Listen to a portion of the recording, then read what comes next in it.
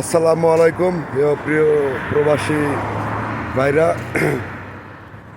আমি আজকে ভিডিওটা করলাম একটা দালালের উদ্দেশ্যে। একজন দালাল কতটা খারাপ হতে পারে নিজের চোখে না দেখলে আসলে বিশ্বাস করাটা কতটা কষ্ট, কতটা কঠিন, যা বলার বাইরে। আমি আছি সৌদি আরবে। আমার জানা মতে এক দালাল বাড়ি টাঙ্গাইল, ওই দালালের বাচ্চা দালাল মানুষরে প্রচুর পরিমাণে অর্থের লোভ দেখে সৌদি আরবে আইনা পরে অনেক কষ্ট দিছে, অনেক কষ্ট, যার কষ্টের কোনো সীমা নাই, সীমা ছাড়া।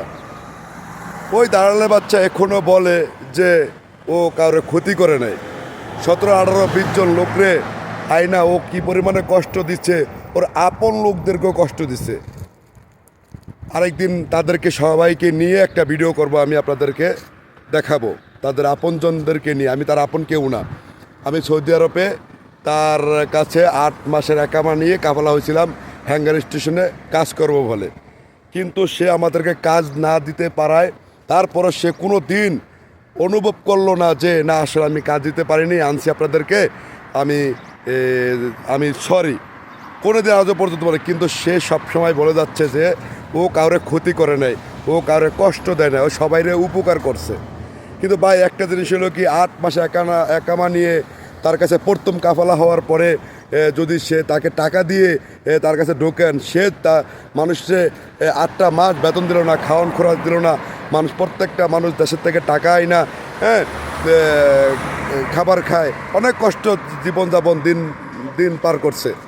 তারপরও সে উমরা করে, হজ করে, ওখানে যায়ও বলে আমি কারো কোনো ক্ষতি করি নেই।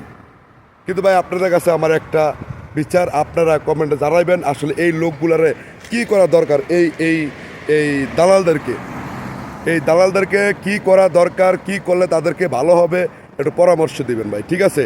তাদের বিরুদ্ধে কি করা যায়, কি করলে তাদেরকে শাস্তি দেওয়া যাবে, তাদেরকে প্রতিরোধ করা যাবে।